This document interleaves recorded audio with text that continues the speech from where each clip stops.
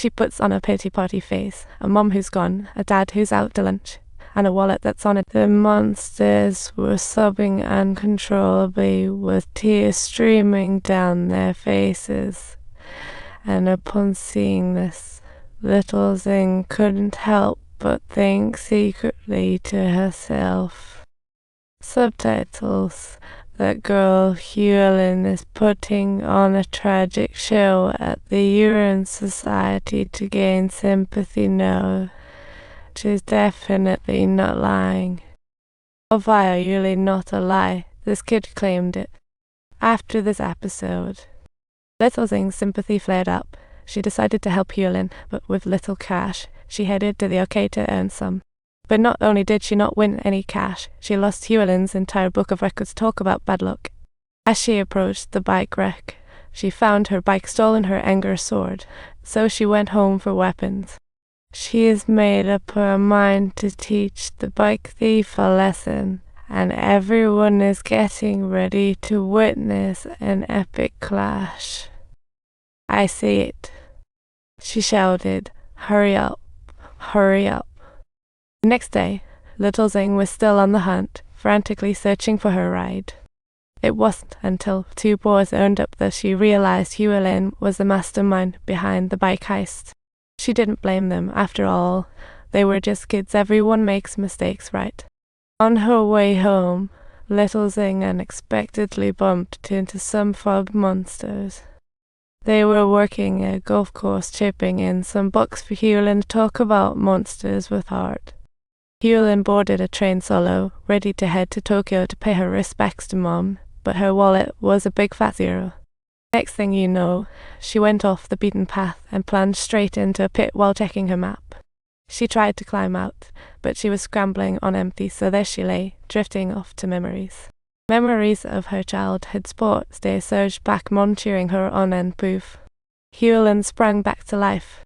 She totally clinched the trophy and snapped a pic with her mom. Those moments are forever etched in her heart. But alas, Mom's no longer around, and the cheer squad is gone exhausted. Huali finally dozed off. Just then, a hole burst open in the wall. Surprise, it's that hole-loving frog. Oh, Huali. Meanwhile, Grandpa noticed Huali hadn't made her way home, so he enlisted little Zing to go find her. When little Zing found Huali, she was blissfully soaking in a hot spring. Zing asked her to come home, but she flat out refused. Little Zing had no idea how to deal with this little brat. She blew her wages, and guilt was creeping in. Huali had her conditions: to give me cash and take me to Tokyo. No exceptions. Little Zing decided to just roll with it. Better to personally accompany Huali and let her sneak off and face danger. Arriving at Huali's house, she spotted the doors plastered with debt collector notices. Talk about a heart-wrencher. She fished out the key hidden under the flower pot, only to find the place a mess. It was like a ghost town. Clearly, her dad had not returned, further confirming Huali's suspicion of being abandoned. Little Zing hesitated, unsure of how to comfort her. After all, she hadn't walked in those shoes. All she could do was be there for her, and soon they made their way to the community mortuary. However, they were informed that Huali's dad had not paid the management fee, resulting in no access for them at all. Huali marched into her tutoring class, spotting the boy she liked, but what she saw was a portrait of disappointment. What she thought was love turned out to be wishful thinking, and soon she sat alone on the roadside, lost in thought. But then, what a surprise, the god of poverty actually set his sights on her. This fat cat could see what others couldn't, and guess who was hanging around? The poverty god. The poverty god had his own rules, no free rides here. He was about to try his moves again, but would he get burned? This time, the poverty god wasn't falling for it. He spotted Huali and tried to hightail it out of there.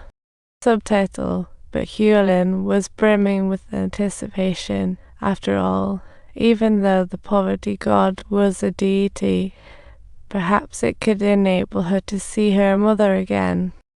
Under the pressure from the fearless cat, The poverty god begrudgingly agreed, albeit with one condition. She led the duo to a public restroom, pried open a sealed stall door, and wow, the toilet was the gate to hell. Huali and the cat were speechless. Who knew the portal would be in a bathroom? The poverty god stirred the toilet water with her hand, and then dove right in, no fear, right? With a strong pull, the poverty god vanished in an instant, and the cat wasn't about to be left behind.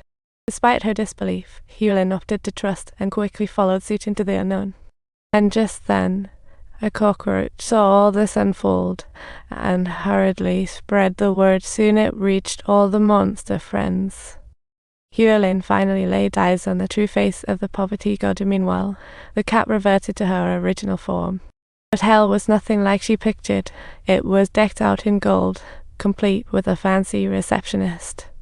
They even had a coffee shop for the hellish folks. Huali was totally gobsmacked.